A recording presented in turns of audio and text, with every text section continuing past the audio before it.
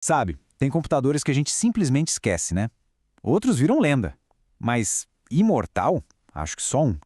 E essa é a história inacreditável do Commodore 64.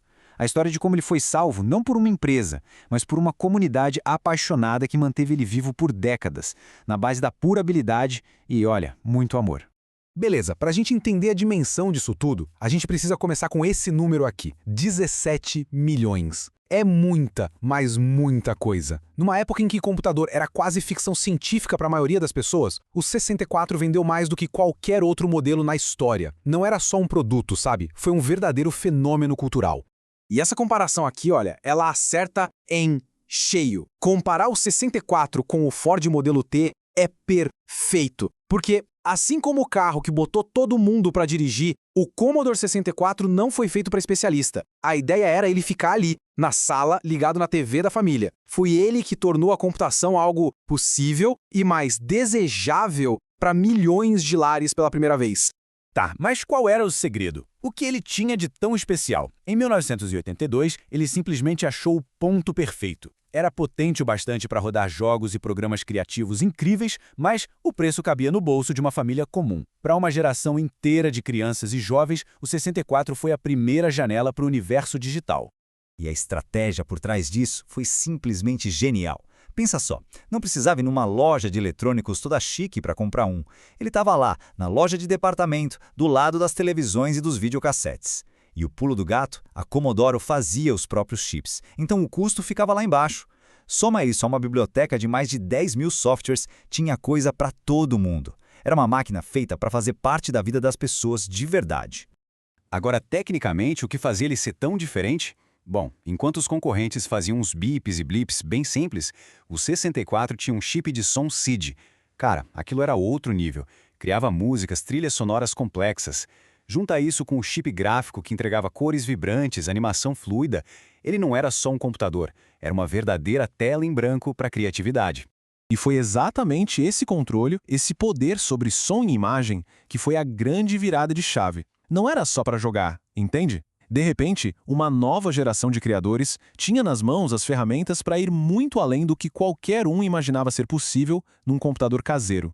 E foi essa faísca, a faísca que acendeu a Demoscene.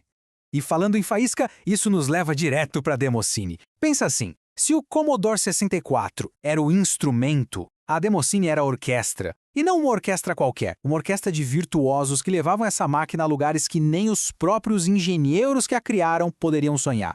Tá, mas o que diabos é a Demoscene? Imagina uma espécie de Olimpíada de arte digital. Grupos de programadores, artistas gráficos, músicos, todos eles se juntavam para criar as demos. Eram apresentações audiovisuais em tempo real que espremiam o hardware do 64 até a última gota. O objetivo não era vender nada, era pura e simplesmente mostrar habilidade, mostrar criatividade, fazer o impossível com aquela máquina. E a origem disso tudo é fascinante e até meio subversiva. Começou na pirataria de software. Pois é, os grupos que craqueavam os jogos para tirar a proteção contra a cópia começaram a colocar umas introduções animadas, as Cracktros, para levar o crédito. Só que com o tempo, essas introduções ficaram tão incríveis, tão complexas, que viraram mais importantes que o próprio jogo pirateado. Elas se tornaram obras de arte. O que nasceu ali meio na surdina virou uma forma de arte global. E essa frase resume perfeitamente o espírito da coisa. O ponto central da Demoscene era a habilidade. Não era sobre copiar o trabalho dos outros. Isso era fácil demais. A parada era criar algo totalmente novo, original e tecnicamente impressionante. Do zero. O desafio, a dificuldade, isso era o prêmio.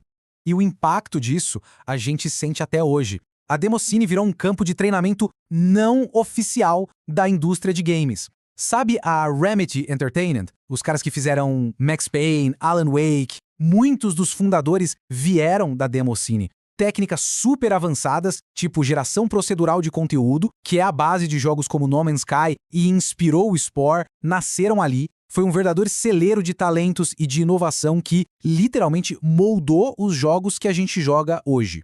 Mas aí vem a pergunta, o que acontece quando a empresa por trás de uma máquina tão amada simplesmente quebra? Bom, no caso do Commodore 64, a história estava só começando. Pois é. Em 1994, a Commodore International faliu. Para o mundo corporativo, game over.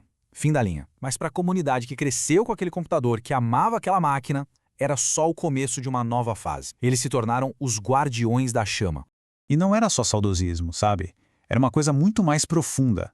É o que a gente pode chamar de uma forma técnica e especializada de amor. Fãs que eram engenheiros projetaram hardware novo, clones perfeitos dos chips originais. Criaram adaptadores para usar cartão SD. E até hoje, décadas depois, existe uma cena de desenvolvimento de jogos forte, lançando títulos novos e impressionantes. Tudo por puro amor à plataforma. E enquanto a comunidade estava lá, criando, inovando, o nome Commodore começou uma jornada bizarra, parecia batata quente, passando de uma empresa para outra sem direção nenhuma. Olha só essa linha do tempo. Por quase 30 anos foi um rolo só. Batalhas judiciais, marcas registradas divididas, empresas tentando ganhar dinheiro fácil com a nostalgia e falhando miseravelmente. Era uma bagunça total, que contrastava demais com a paixão e a organização da comunidade de verdade. E esse comentário de um usuário no Reddit, ele captura o sentimento da época perfeitamente. A frustração era gigantesca. Todo o dinheiro ia para advogados, em vez de apoiar a galera que realmente mantinha o legado vivo. Mas aí, depois de 30 anos nesse deserto corporativo, uma coisa incrível aconteceu.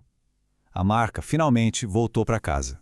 É isso mesmo. Em 2025, a marca foi comprada pelas pessoas que a mantiveram viva esse tempo todo. Figuras importantes da comunidade retrô. Depois de décadas de abandono, os fãs assumiram o controle. Pela primeira vez, quem entendia a alma do Commodore estava no comando.